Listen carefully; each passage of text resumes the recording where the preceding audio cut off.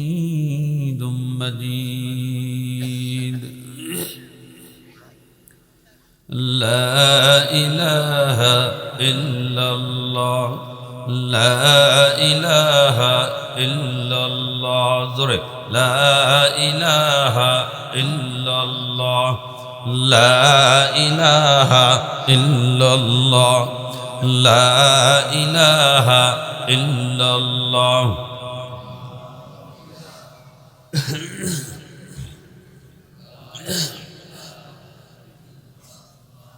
لا إله إلا الله، لا إله إلا الله. আসমান সুন্দর, জমিন সুন্দর, আর সুন্দর গাছপালা, তাহার চেয়ে অধিক সুন্দর বিশ্ব নবী মুস্তাফা। লা ইলাহা ইল্লাল্লাহ, লা ইলাহা ইল্লাল্লাহ, লা ইলাহা ইল্লাল্লাহ।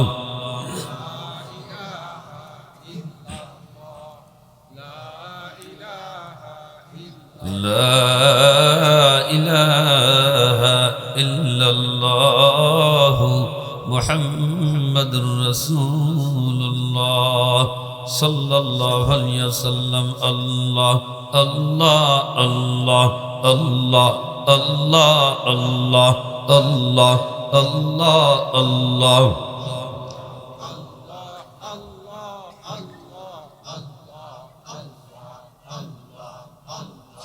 Allah Allah Allah Allah.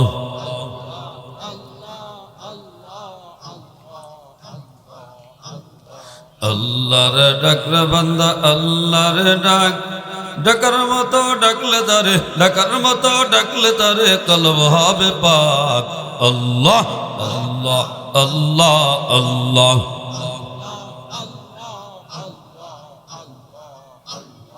Allah Allah Allah Allah Allah Allah.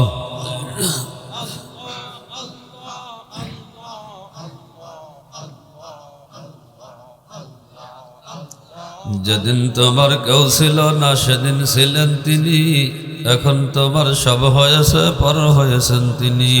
যেদিন তোমার কেউ ছিল না সেদিন ছিলেন তিনি, এখন তোমার সব হয়েছে পর হয়েছেন তিনি।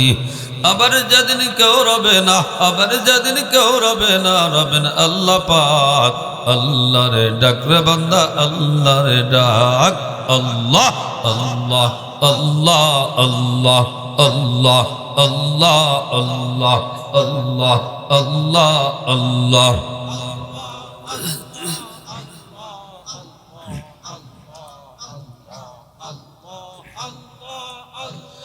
সুবহানাল্লাহ আলহামদুলিল্লাহ লা ইলাহা ইল্লাল্লাহ।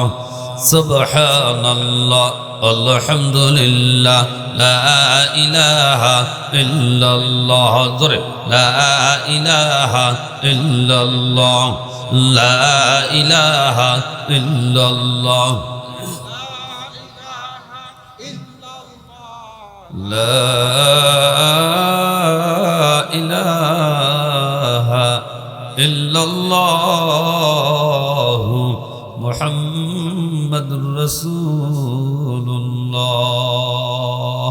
সাল্লাল্লাহু আলাইহি ওয়াসাল্লাম। আলহামদুলিল্লাহ, উপস্থিত আয়োজিত ঐতিহ্যবাহী জয় বাংলা মাদ্রাসার উদ্যোগে বার্ষিক ওয়াজ মাহফিলের সম্মানিত সভাপতি সনামধন্য আলেম দ্বীন হযরতুল আল্লাহ জনাব আলা হযরত মাওলানা মুফতি আসমাতুল্লাহ কাসিমি সাহেব, মঞ্চে উপস্থিত রয়েছেন অত্র মাদ্রাসার প্রতিষ্ঠাতা সনামধন্য আলেম দ্বীন হযরতুল আল্লাহ জনাব হযরত মাওলানা জাফর আহমদ সাহেব,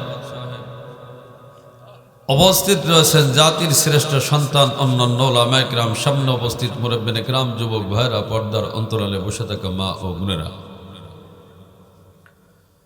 সর্বপ্রথম আল্লাহ পাক রব্বুল আলামিনের দরবারে শুকরিয়া আদায় করি যে আল্লাহ পাক রব্বুল আলামিন আমাকে আপনাকে জান্নাতের বাগানে আসার ও বসার তৌফিক দান করেছেন। এই জন্য সকলেই আল্লাহ তাআলার দরবারে শুকরিয়া আদায় করি, সকলেই বলি আলহামদুলিল্লাহ। আল্লাহ পাক রব্বুল আলামিন আমাকে আপনাকে জান্নাতের বাগানে আসার বসার তৌফিক দান করেছেন। আমরা ওয়াজ মাহফিলে আসছি আল্লাহ এবং আল্লাহ রসুলকে রাজি সন্তুষ্ট করার উদ্দেশ্যে না বেজার করার উদ্দেশ্যে? যারা বলেন রাজি করার উদ্দেশ্যে না বেজার করার উদ্দেশ্যে? আমার আপনার দাবির সাথে আর কাজের সাথে মিললে যেইভাবে বসেছি, এই বসার কারণে দুইজন বেজার, একজন খুশি। খুশি কয়জনকে করবেন? যারা বলেন আর একটু যারা বলেন মিস্টার ইবলিস রে কয়জন? আরে দুইজন, একজন মিস্টার ইবলিস, দুইজন আল্লাহ এবং আল্লাহ রসুলকে, আল্লাহ এবং আল্লাহ রসুলকে এই দাবিতে কি সকলেই একমত? কে কে একমত? হাত টান টান করি, হাত টান টান করি, হাত টান টান করি। আল্লাহ হাতগুলোকে কবুল ও মঞ্জুর করে আমিন। 1 মিনিটের মধ্যে পরীক্ষা হবে কারা আল্লাহ এবং আল্লাহ রসুলকে সন্তুষ্ট করতে আসছি, কারা মিস্টার ইবলিসের রাজি সন্তুষ্ট করতে আসছি। যার সামনে ফাঁকা জায়গা থাকবে মিস্টার ইবলিস ওই ফাঁকা জায়গা দখল করবে আর বলবে যে আজকের মাহফিলের প্রধান বক্তা এখনো স্টেজে আসে নাই, এখনো ওয়াজ লাইগে সেরে নাই। অনেক সময় সিগারেট টানা, একটা সিগারেট টেনে সে এক চক্রান্তিতে সব শেষ। জিকিরের সাথে লা ইলাহা ইল্লাল্লাহ, লা আগার আগার, লা ইলাহা ইল্লাল্লাহ, লা ইলাহা ইল্লাল্লাহ, লা ইলাহা ইল্লাল্লাহ, লা ইলাহা ইল্লাল্লাহ।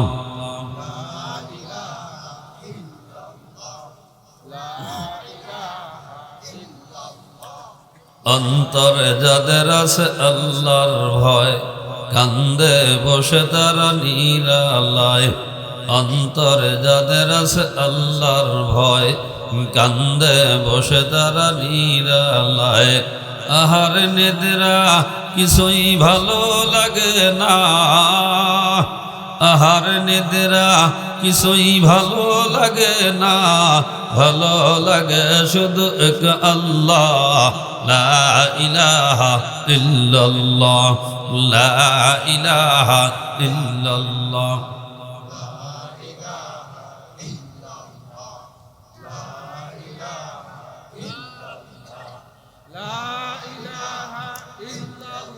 লা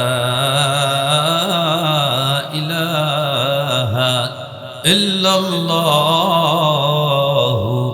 মুহাম্মাদুর রাসূলুল্লাহ সাল্লাল্লাহু আলাইহি ওয়াসাল্লাম। আল্লাহ পাক রব্বুল আলামিন আমাদের সকলকে একত্রিত হয়ে এই জান্নাতের বাগানে আসার বসার তৌফিক দান করেছেন। এই জন্য সকলেই আবারও জোরে সোরে শুকরিয়া আদায় করি, সকলেই বলি আলহামদুলিল্লাহ।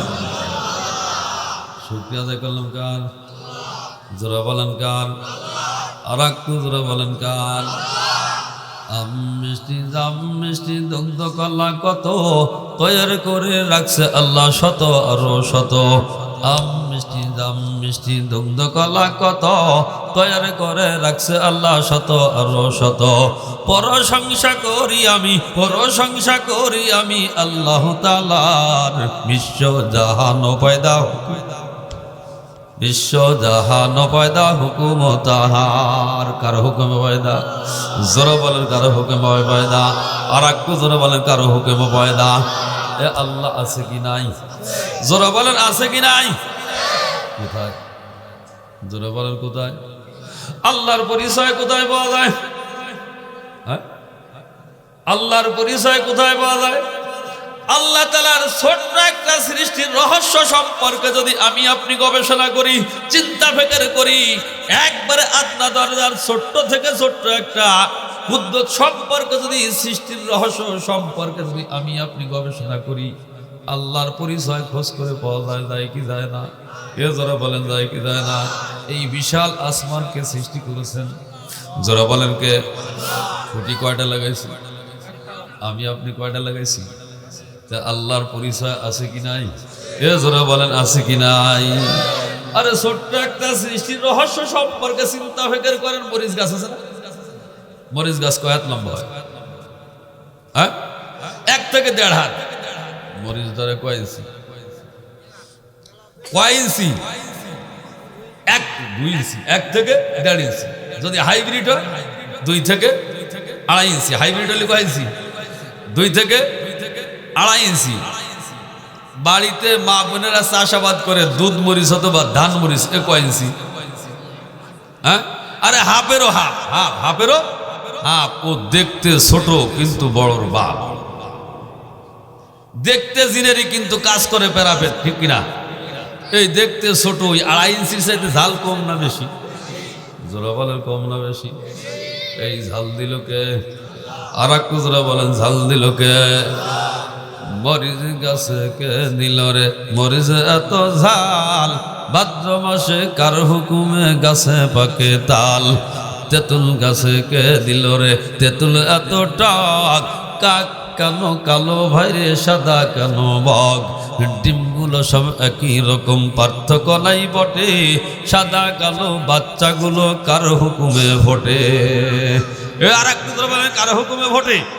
আর এক পুত্র বলেন কার হুকুমে ভোটে? ওই আল্লাহ আছে কি নাই? তোরে বলেন আছে কি নাই? আল্লাহ কয়জন? জোরা বলেন কয়জন? আর এক পুত্র বলেন কয়জন? আল্লাহ যে একজন, প্রমাণ কি?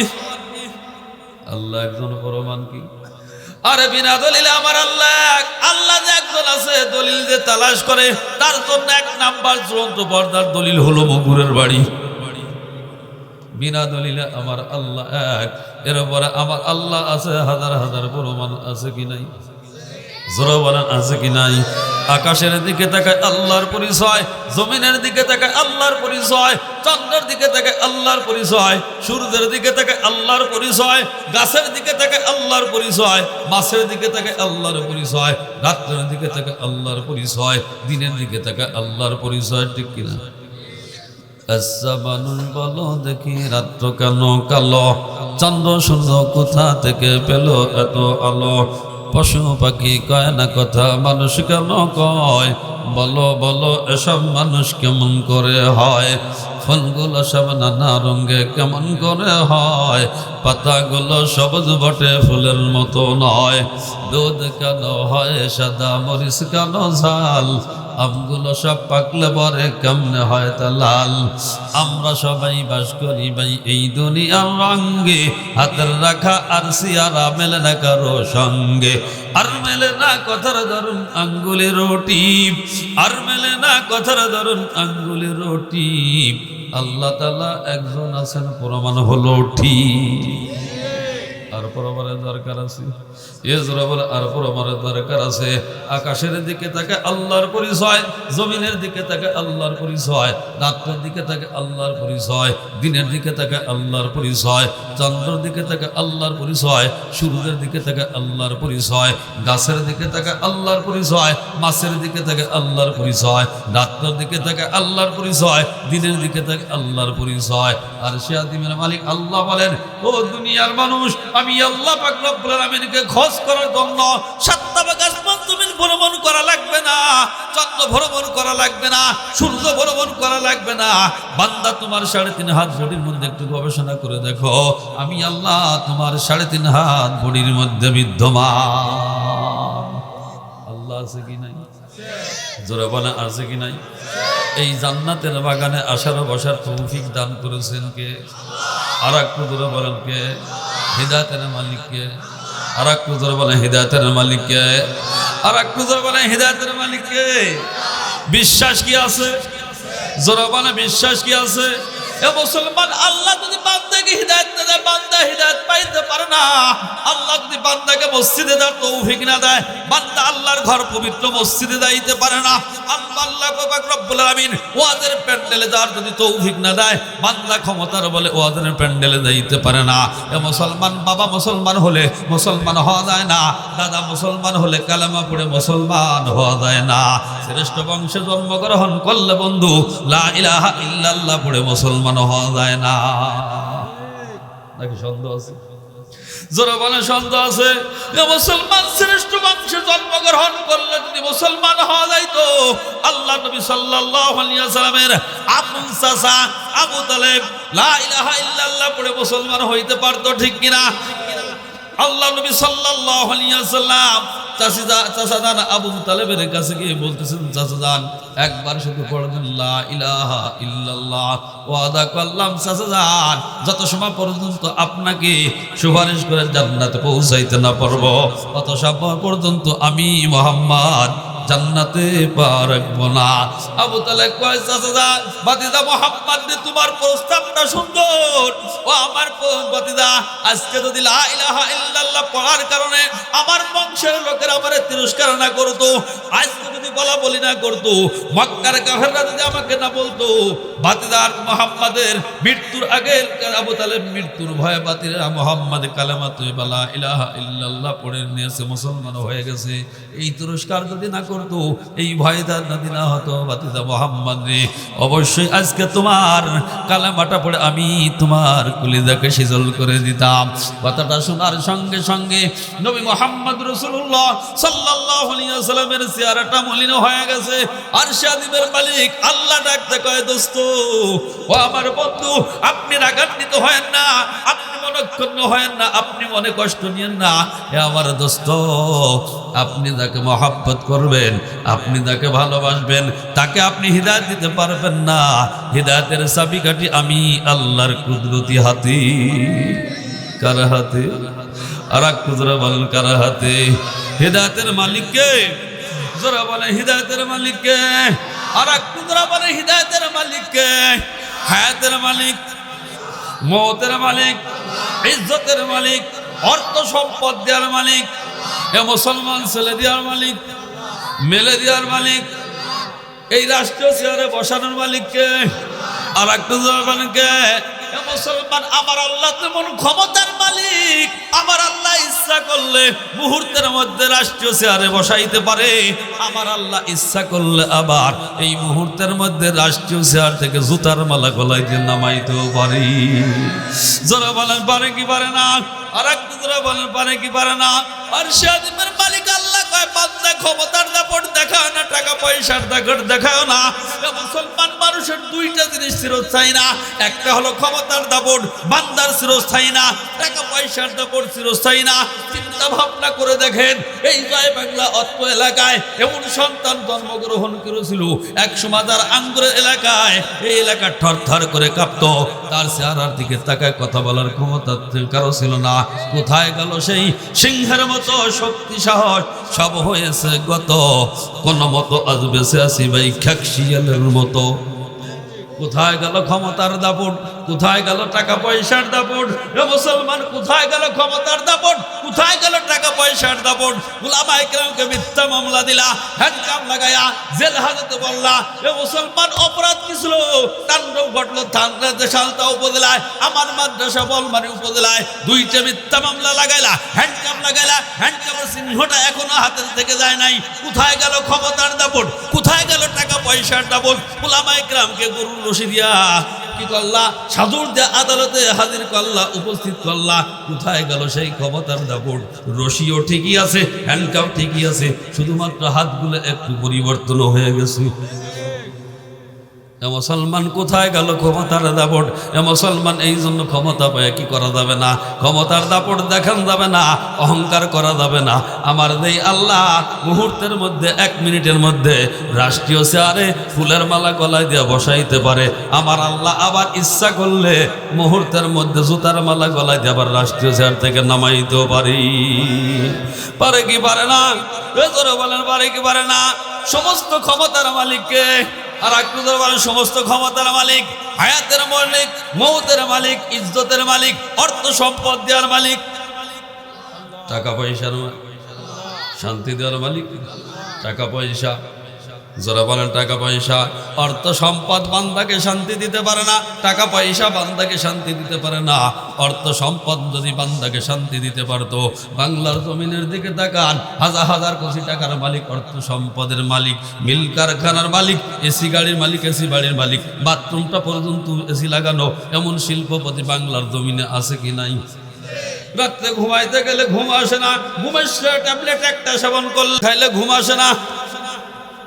আর শাদিবের মালিক আল্লাহ কয়, এ বান্দা শান্তি পাবি না, কলম ঠেকায় টাকা ইনকাম করেছো, সুদের মাধ্যমে টাকা ইনকাম করেছো, ঘুষের মাধ্যমে টাকা ইনকাম করেছো, গরিবের অর্থ সম্পদ, গরিবকে শোষণ করে টাকার পাহাড় করেছো। হারামের আরাম নাই, হারামে কোনো আরাম নাই। হারাম পন্থায় কোটি কোটি টাকা উপার্জন করেছো, এই কোটি কোটি টাকা তোর ব্যাংকে জমা থাকবে, এই টাকায় তোকে কোনোদিন শান্তি দিতে পারবে না। আমি আল্লাহ তোর রাত্রের খানার উপর 144 দাঁড়ি করলাম, চল্লি দ্বারা দাঁড়ি করলাম। হায়াতে জিন্দেগিতে যতদিন বেঁচে থাকবি কোটি কোটি টাকা তোর ব্যাংকে জমা থাকবে, রাত্রে কোনোদিন আর ভাত খেয়ে তুই ঘুমাইতে পারবি না। আমি আল্লাহ তোর রাত্রের খানার ব্যবস্থা করলাম, 1 কাপ চা আর 2 খান টোস্ট। আছে কি নাই? জোরাবানের আছে কি নাই? তাহলে শান্তি দেওয়ার মালিককে, জোরাবানের শান্তি দেওয়ার মালিককে।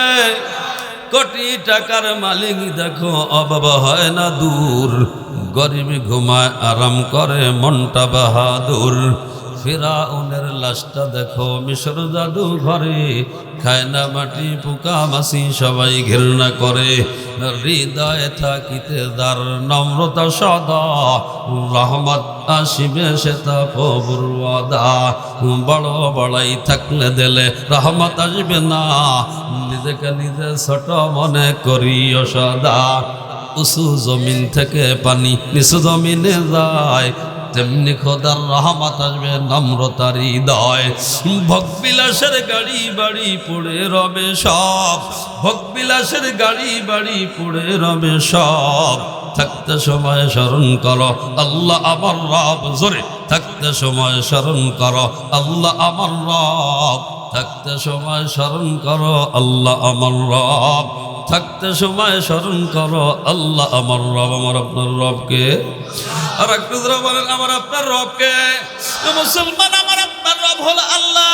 আল্লাহ কয় বান্দা ভালো করে শুনে রাখ, আমি আল্লাহ পাক রব্বুল আলামিনকে যারা রব বলে স্বীকার করেছো, ইন্নাল্লাযীনা ক্বালু রাব্বুনাল্লাহ, ইন্নাল্লাযীনা ক্বালু রাব্বুনাল্লাহু সুম্মা ইসতাকামু তাতানাজ্জালু আলাইহিমুল মালাইকা, আলাইহিমুল মালাইকাতু ওয়ালা তাখাফু ওয়ালা তাহজানু ওয়ালা তাহসানু ওয়া আবশিরু বিল জান্নাতিল্লাতী কুনতুম তুআদুন।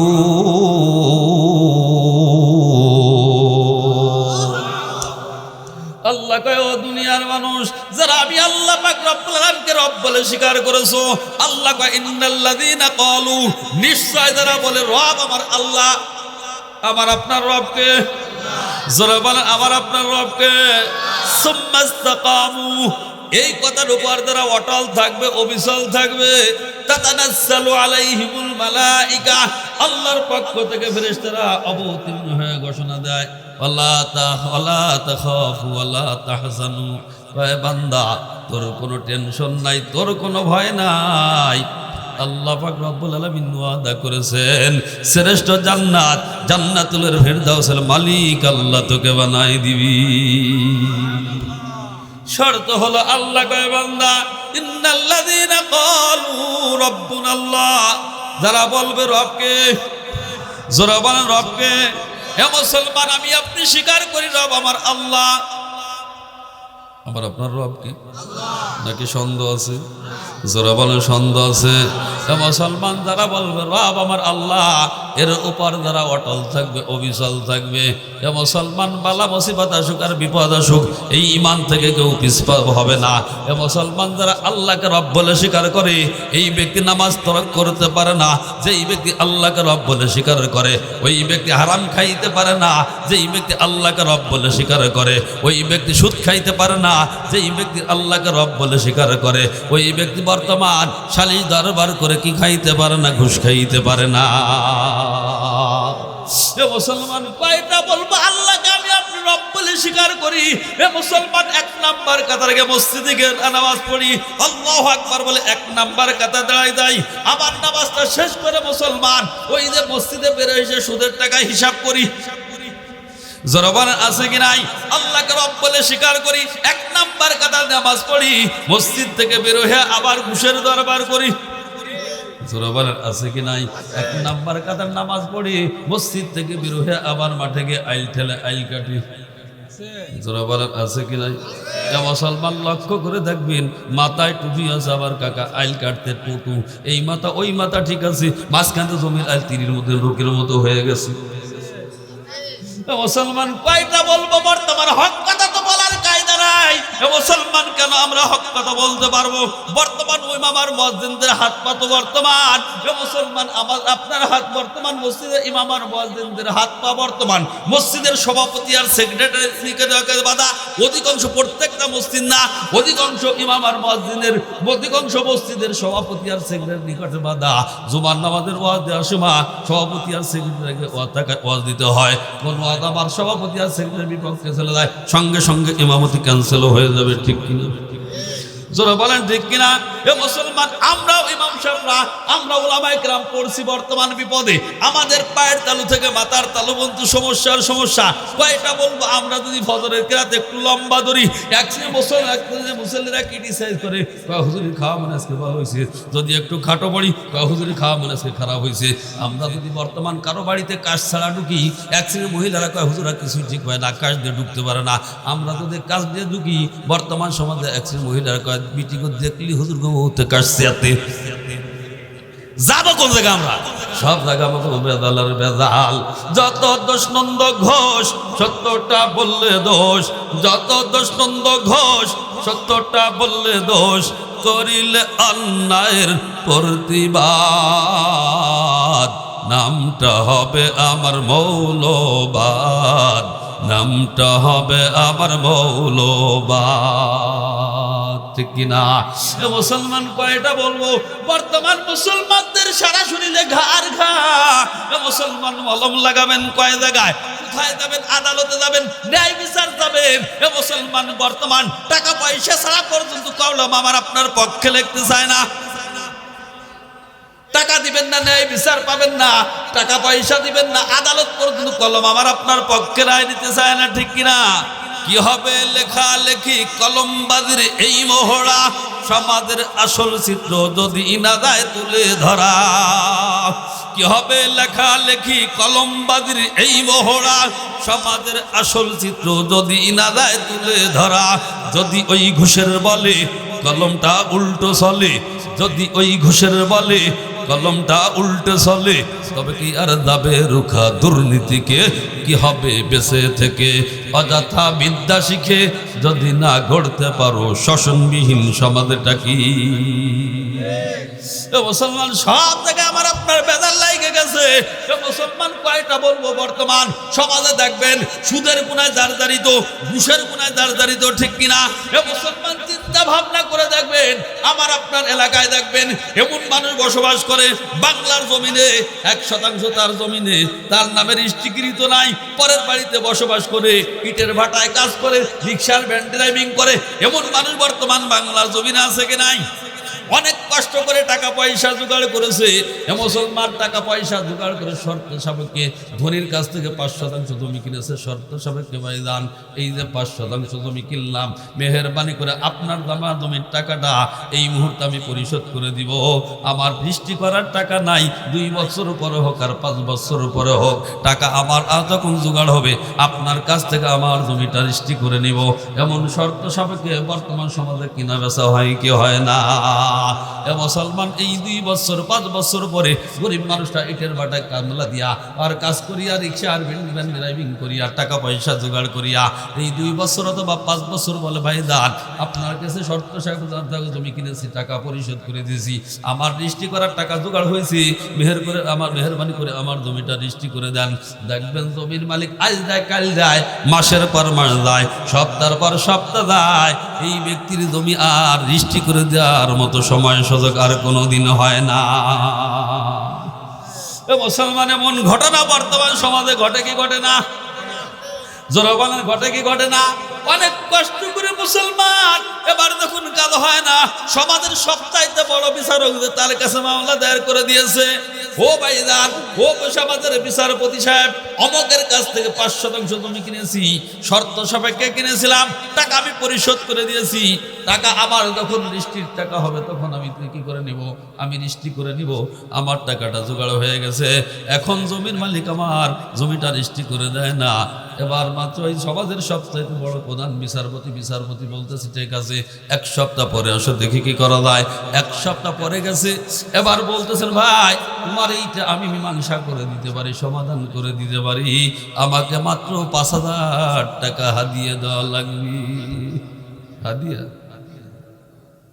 ওই বলে কি বলে না, গরিব মানুষ পকেটে টাকা নাই, পয়সা নাই, পড়ছে বিপদে, কানের ভিতরে পানি গেলে আটটা দিয়ে বার করতে হতো, পড়ছে বিপদে, টাকা নাই পয়সা নাই, বাড়িতে বড় কার মুরগি দেওয়া ছিল সব বিক্রি করিয়া 5,000 টাকা জোগাড় করিয়া এবার বলতেছে ভাইজান এই যে 5,000 টাকা হাদিয়া চাইলেন দিয়ে দিলাম, মেহেরবানি করে আমার কাজটা সমাধান করে দেন।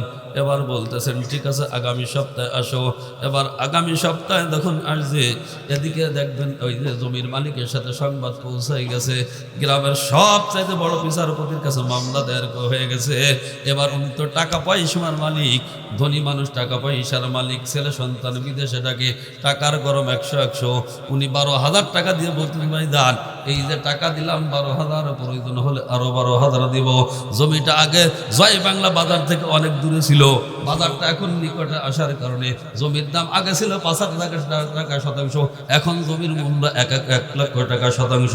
জমি দেওয়া যাবে না, আপনারা এটা একটু বিচার বিবেচনা বিবেক বিবুদ্ধি করে দিয়েন, প্রয়োজন হলে জমিটা ফেরত দিয়ে দিব।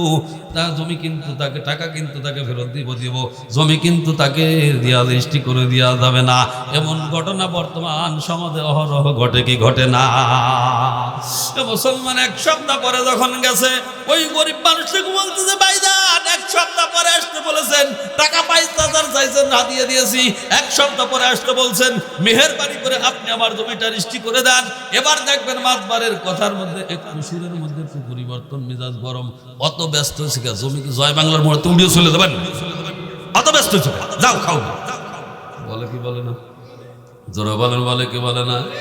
গরিব মানুষ চেহারার দিকে তাকাইয়া কথা বলার মতো ক্ষমতা নাই, দুচোখের পানি ফেলিয়া নিচের দিকে তাকায় কান্দের বল মাতবার সাহেব ওই যে পাক পাঞ্জাতনের কথা ভুলে গেলেন নাকি, 5,000-এর কথা ভুলে গেলেন নাকি? এবার মাতবার বলতেছেন ভাই পাক পাঞ্জাতনের কথা ভুলে যাই নাই, 5,000-এর কথা ভুলে যাই নাই, সমস্যা হলো 12 আউলিয়া খাইয়ে ফেলাইছি। 5,000 রেখাইছে কয় হাজারে? জোরা বলেন কয় হাজারে? এ মুসলমান এমন ঘটনা বর্তমান সমাজে ঘটে কি ঘটে না? এ জোরা বলেন ঘটে কি ঘটে না? এ মুসলমান কয়টা বলবো মুসলমান, সুদগ্রস্ত বাংলার জমিনে এমন চলা চলছে, যেখানে যাবেন সেখানেই সুদ, যেখানেই যাবেন সেখানেই ঘুষ। এ মুসলমান টাকা পয়সা ছাড়া বর্তমান কলম আমার আপনার পক্ষে লিখতে চায় না। এ মুসলমান বাংলার জমিনের মানুষ তো সুদ ঘুষ খায়। বর্তমান বাংলাদেশের টিবলে পর্যন্ত ঘুষ খায়, বাংলাদেশের টিবলে খায়। আমার বাড়ি একটা নষ্ট হয়ে গেছে আজকে 15 দিন ধরে। এই দেখবেন 500 টাকা দেওয়ার পর যদি আমার পক্ষে কাজ করে ওটা যদি ঘুষ হয় তাহলে টিবল, মজাক করে বলতেছি, টিবলটা 2 বদনা দেওয়ার পরে টিবল পানি দিল তাহলে কি হলো?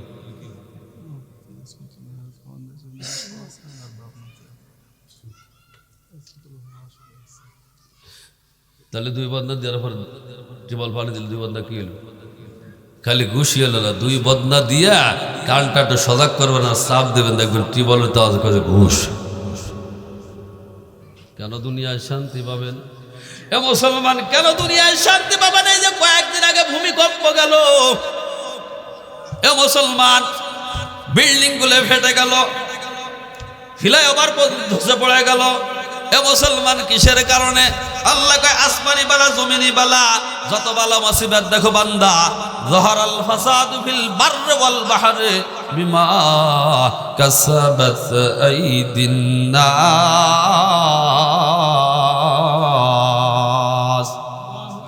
আল্লাহ কয় আসমানি বালা জমিনি বালা, স্থলে বালা সমুদ্রে বালা, যত বালা মুসিবত দেখো বান্দা সব তোমার 2 হাতের কামাই, সব আমার আপনার 2 হাতের কামাই। আল্লাহ কয় এর থেকে যদি নাজাত পাইতে চাও, ইন্নাল্লাযীনা ক্বালু রাব্বুনাল্লাহু সুম্মা ইসতাকামু তাতানাজ্জালু আলাইহিমুল মালাইকাতু আল্লা তাখাফু ওয়া লা তাহজানু ওয়া আবশিরু বিল জান্নাতিল্লাতী কুনতুম তুআদুন। আল্লাহ কয় নিশ্চয় যারা আল্লাহকে কি করেছো রব বলে স্বীকার করেছো, আর এরপর যারা অটল রয়েছো, এরপর যদি অচল থাকো বিচল থাকো, বান্দা তোর কোনো টেনশন নাই, তোর কোনো চিন্তা ভাবনা নাই, আমি আল্লাহ পাক রব্বুল আলামিন শ্রেষ্ঠ জান্নাতের মালিক আমি আল্লাহ তোকে বানাই দিব। এ মুসলমান, আল্লাহকে রব বলে স্বীকার করেছি, লা ইলাহা ইল্লাল্লাহ পড়ে আমি আপনি মুসলমান হয়ে গেছি। এ মুসলমান, এই কালেমাটা যদিও পড়তে সময় বেশি লাগে না, 1 মিনিটের সময় বেশি লাগে না, কিন্তু এই কালেমাটার দাম কত বেশি। এ মুসলমান, এই কালেমাটাকে যদি এক পাল্লায় রাখা হয়, আর সমস্ত 7 তবাক আসমান জমিনকে যদি এক পাল্লায় রাখা হয়, 7 তবাক আসমান জমিনের পাল্লার চাইতে কালেমা লা ইলাহা ইল্লাল্লাহর পাল্লা ভারী অনেক বেশি হবে। 7 তবাক আসমান জমিনের পাল্লার চাইতে কালেমা লা ইলাহা ইল্লাল্লাহর পাল্লা অনেক বেশি ভারী বেশি হবে। এই প্রথম আসমানটা দেখতে পাই কয় মন হবে? কোনটা 30-40 শুনতে হবে না? এ মুসলমান, এই যে দুনিয়ার জমিন যে প্রথম আসমানকে আমি আপনি দেখতে পাই, এই দুনিয়ার জমিন থেকে প্রথম আসমানের দূরত্ব হলো আল্লাহর নবীর ভাষায় 500 বছরের রাস্তা। বৈজ্ঞানিকদের বাতায় কিতাবের মধ্যে লেখা হয়েছে দুনিয়ার জমিন থেকে বন্ধু প্রথম আসমানের দূরত্ব হলো 9,30,00,000 মাইল। এই প্রথম, এরপরে আল্লাহ পাক রব্বুল আলামিন প্রথম আসমানটাকে সৃষ্টি করেছেন। প্রথম আসমানটাকে আল্লাহ সৃষ্টি করেছেন জমাট ধোয়ার দ্বারা। কিসের দ্বারা? আর আমরা গ্রামবাসী কি ধুমে কই না? এই জমাট ধোয়ার দ্বারা এই প্রথম আসমানটাকে আল্লাহ পাক রব্বুল আলামিন কতটুকু মোটা করছেন? 20-30 হাত হবে নাকি? না, সর্বোচ্চ 50 হাত। এ মুসলমান, কিতাব বিবরণ দেয় এই পৃথিবীর জমিন থেকে প্রথম আসমানের দূরত্ব হলো 9,30,00,000 মাইল রাস্তা। এই প্রথম আসমানকে আল্লাহ পাক রব্বুল আলামিন আবার মোটা করেছেন। এই 9,30,00,000 সমপরিমাণ রাস্তা, 9,30,00,000 মাইল সমপরিমাণ রাস্তা, সমপরিমাণ প্রথম আসমানটা মোটা। এরপরে আবার 9,30,00,000 মাইল ফাঁকা। এরপরে আল্লাহ পাক রব্বুল আলামিন দ্বিতীয় আসমানটাকে সৃষ্টি করেছেন। দ্বিতীয় আসমানকে আল্লাহ পাক রব্বুল আলামিন সৃষ্টি করেছেন লোহার দ্বারা। এই দ্বিতীয় আসমানটাকে আল্লাহ পাক রব্বুল আলামিন দ্বিতীয় আসমানটাকে সৃষ্টি করেছেন লোহার দ্বারা। এই আসমানটার নাম দেওয়া হয়েছে বাইদুন বা মাউন। এই দ্বিতীয় আসমানটাকে আল্লাহ পাক রব্বুল আলামিন এত বড় করে সৃষ্টি করেছেন। এই দ্বিতীয় আসমানের সামনে প্রথম আসমানটা কেমন যেন বিশাল এক ময়দানের মধ্যে ছোট্ট একটা মটর দানা পড়ে রয়েছে। বিশাল ময়দানের মধ্যে একটা মটর দানা যেমনি ভাবে খোঁজ করে পাওয়া যায় না, ওই দ্বিতীয় আসমানের সামনে বন্ধু প্রথম আসমানটাকে তেমনি ভাবে খোঁজ করে পাওয়া যায় না। এই দ্বিতীয় আসমানের পরে আবার 9,30,00,000 মাইল ফাঁকা। এরপরে আল্লাহ পাক রব্বুল আলামিন তৃতীয় আসমানকে সৃষ্টি করলেন। তৃতীয় আসমানকে আল্লাহ পাক রব্বুল আলামিন সৃষ্টি করেছেন তামার ধারা। এই আসমানটার নাম দেওয়া হয়েছে মালাকুত বাহরিয়ুন। এই তৃতীয় আসমানকে আল্লাহ পাক রব্বুল আলামিন এত বড় করে সৃষ্টি করেছেন। এই তৃতীয় আসমানের সামনে বিশাল 2টি আসমান কেমন যেন ময়দানের মধ্যে একটা ছোট্ট একটা মুরগির ডিমের খোসা পড়ে রয়েছে। বিশাল ময়দানের মধ্যে একটা মুরগির ডিমের খোসা যেমনি ভাবে খোঁজ করে পাওয়া যায় না, ওই তৃতীয় আসমানের সামনে বন্ধু 2টা আসমানকে তেমনি ভাবে খোঁজ করে পাওয়া যায় না। কে সৃষ্টি করেছেন বিশাল আসমান? জোরা বলেন কে? আর একটু জোরা বলেন কে? কে সেজন যার গড়া নিখিল ভুবন, কে সেজন যার গড়া নিখিল ভুবন, কে গড়িল রবি শশী তারা গণন, কে সেজন যার গড়া নিখিল ভুবন। কে সেজন? জোরা বলেন কে? আর একটু জোরা বলেন কে? মুসলমান, যে আসমানটার বিবরণ দিলাম, হে মুসলমান, এই আসমানটার চাইতে আমার আপনার দাম বেশি, ওয়েট তত বেশি। এই আসমানের চাইতে মানব জাতি দামি। হে মুসলমান, জমিনের চাইতে মানব জাতি দামি। আল্লাহ পাক রব্বুল আলামিন এই বিশাল আসমান সৃষ্টি করলেন। এবার সাহাবায়ে কেরাম কয়, ইয়া রাসূলুল্লাহ, হাবিবাল্লাহ, আল্লাহ নবী সাল্লাল্লাহু আলাইহি ওয়াসাল্লামকে বললেন, আল্লাহ এই বিশাল আসমান আল্লাহ পাক রব্বুল আলামিন সৃষ্টি করেছেন। আল্লাহর সৃষ্টি যদি এত বড় হয়, আল্লাহ পাক রব্বুল আলামিন কত বড়। দৈনন্দিন মুয়াজ্জিন আযান দেয়, আল্লাহু আকবার, আল্লাহু আকবার, আল্লাহু আকবার, আল্লাহু আকবার। আল্লাহ সব চাইতে বড়, আল্লাহ মহান, আল্লাহ মহান। আল্লাহ কত বড় জ্ঞানের দ্বারা অনুমান করা যায় না, ধারণা করা যায় না। সাহাবায়ে কেরাম বলেন, হুজুর কমপক্ষে আল্লাহ পাক রব্বুল আলামিনের একখানা কুদরতি চেয়ার আছে, ওই চেয়ারখানার একটু বিবরণ দেন, আল্লাহর কুদরতি চেয়ারখানা কত বড় হবে। আল্লাহ নবী বলে, উম্মত ভালো করে শুনে রাখো, আল্লাহর কুদরতি চেয়ারখানা এত বড় হবে, এই আসমান সাত তবক আসমান জমিনকে যদি একত্রিত করিয়া আল্লাহর কুদরতি চেয়ারের নিচে রাখা হয়, মনে হবে ছোট্ট একটা টেনিস বল রাখা হয়েছে। এবার ফেরেশতা সাহাবায়ে কেরাম বলেন, ইয়া রাসূলুল্লাহ, বিবাল্লাহ, আল্লাহর কুদরতি চেয়ার যদি এত বড় হয় তাহলে পায়া কি চারখানা হবে না তার চাইতে বেশি হবে? কয় হুজুর, আল্লাহর কুদরতি চেয়ারের পায়া কি চারখানা হবে না তার চাইতে বেশি হবে। আল্লাহ নবী বলেন, উম্মত ভালো করে শুনে রাখো, আরে সাত তবক আসমান জমিনকে যদি একত্রিত করিয়া আল্লাহর কুদরতি চেয়ারের নিচে রাখা হয়, মনে হবে ছোট্ট একটা টেনিস বল রাখা হয়েছে। আল্লাহর ওই কুদরতির চেয়ারের পায়া হবে মাত্র 8 লক্ষ। কয় লক্ষ? এবার সাহাবায়ে কেরাম বলেন, হুজুর পায়া যেহেতু 8 লক্ষ, এত পায়া যেহেতু, তাহলে কি পায়া কি 2 আঙ্গুল ফরফর না 4 আঙ্গুল ফরফর? এবার আল্লাহ নবী বলেন, উম্মত ভালো করে শুনে রাখো, আল্লাহর কুদরতি চেয়ারের পায়া হবে 8 লক্ষ, আর একটা পায়ের থেকে অপর পায়ের দূরত্ব হবে দুনিয়ার সবচাইতে একটা দ্রুতগামী ঘোড়া যদি 500 বছর পর্যন্ত দৌড়ায়, আল্লাহর কুদরতি চেয়ারের একটা পায়া থেকে অপর পায়া পর্যন্ত পৌঁছতে পারবে না। মুসলমান, এই আল্লাহর কুদরতি চেয়ারের যেই বিবরণ দিলাম, এই চেয়ারের চাইতে মানব জাতি শক্তিশালী। যেই জমিনের উপর আমি আপনি বসে আছি, জমিনের চাইতে মানব জাতি শক্তিশালী, ওই আকাশের চাইতে মানব জাতি শক্তিশালী। নাকি সন্দেহ আছে? মুসলমান, সন্দেহ যদি থাকে, ফেরেশতারা আল্লাহ পাক রব্বুল আলামিনকে ডাক দেয়, আল্লাহ এই বিশাল পাহাড় সৃষ্টি করেছো। আমি আপনি পাহাড় দেখি, আল্লাহ ফেরেশতাকে, আল্লাহ বিশাল পাহাড় তুমি সৃষ্টি করেছো, এর চাইতে আশ্চর্য কোন বস্তু তুমি সৃষ্টি করেছো কিনা? আল্লাহ কয়, ওর চাইতে আশ্চর্য বস্তু সৃষ্টি করেছে রে ফেরেশতা, ওই বস্তুর নাম হলো, ওই বস্তুর নাম হলো লোহা। কয় লোহার চাইতে ক্ষমতা দিয়ে কোনো বস্তু সৃষ্টি করেছে কিনা? কয় তাও করেছে, ওর নাম হলো আগুন। কয় আগুন কি করতে পারে? কয় ওই শক্তিশালী লোহাকে মোমের মতো গলায় দিতে পারে। আগুনের চাইতে ক্ষমতা দিয়ে কোনো বস্তু সৃষ্টি করে দেয়, তা করেছে পানি। পানি কি করতে পারে? আগুনটা নিভাই দিতে পারে। পারে কি পারে না? পানির চাইতে ক্ষমতা দিয়ে কোনো বস্তু সৃষ্টি করেছে কিনা? আল্লাহ কয় তা করেছে, ওর নাম হলো বাতাস। আল্লাহ পানির এমন বাতাস এমন কি ক্ষমতা দিলা? কয় এমন ক্ষমতা দিয়েছি, মুহূর্তের মধ্যে পানিকে বঙ্গোপসাগর থেকে উড়াইয়া বৃষ্টি বর্ষণ করাইতে পারে। জোরা বলেন, পারে কি পারে না? এবার ফেরেশতা, আল্লাহ তাহলে বাতাসের সাথে ক্ষমতা দিয়ে কোনো বস্তু সৃষ্টি করেছে কিনা? আল্লাহ কয় তাও করেছে, ওর নাম হলো আকাশ। ফেরেশতা, আল্লাহ তাহলে আকাশের সাথে ক্ষমতা দিয়ে কোনো বস্তু সৃষ্টি করেছে কিনা? কোনো জাতি সৃষ্টি করেছে কিনা? আল্লাহ কয় তাও করেছি। ফেরেশতা, ওই জাতি হলি তোরা। ফেরেশতাকে, আল্লাহ আমাদেরকে তো ক্ষমতা দিলা, কারণ কি? আল্লাহ কয় তোদেরকে সৃষ্টি করার পরে প্রত্যেককে নির্দেশ দিয়েছি রুকু করতে থাকো, ওরা কিয়ামত পর্যন্ত রুকু করতে থাকবে। প্রত্যেককে নির্দেশ দিয়েছি জলসা করতে থাকো, ওরা কিয়ামত পর্যন্ত জলসা করতে থাকবে। প্রত্যেককে নির্দেশ দিয়েছি রুকু করতে থাকো, ওরা কিয়ামত পর্যন্ত রুকু করতে থাকবে। প্রত্যেককে নির্দেশ দিয়েছি আরশে আযীম তওয়াফ করতে থাকো, ওরা কিয়ামত পর্যন্ত আরশে আযীম তওয়াফ করতে থাকবে। তোদের যে সরদার জিবরিল আমিনকে আমি আল্লাহ পাক রব্বুল আলামিন বিশাল দেহ দিয়ে সৃষ্টি করেছি, যার দেহটা তামাম দুনিয়া জোড়া, যার পা মোবারক রয়েছে তাহাতাস সারা, মাথা মোবারক রয়েছে সিদরাতুল মুনতাহায়। দুনিয়ার কোনো মানব যদি জিবরিল আমিনের পায়ের তালু থেকে মাথার তালু পর্যন্ত পৌঁছতে চায়, ওই ব্যক্তির 14,500 বছর সময় গত হয়ে যাবে।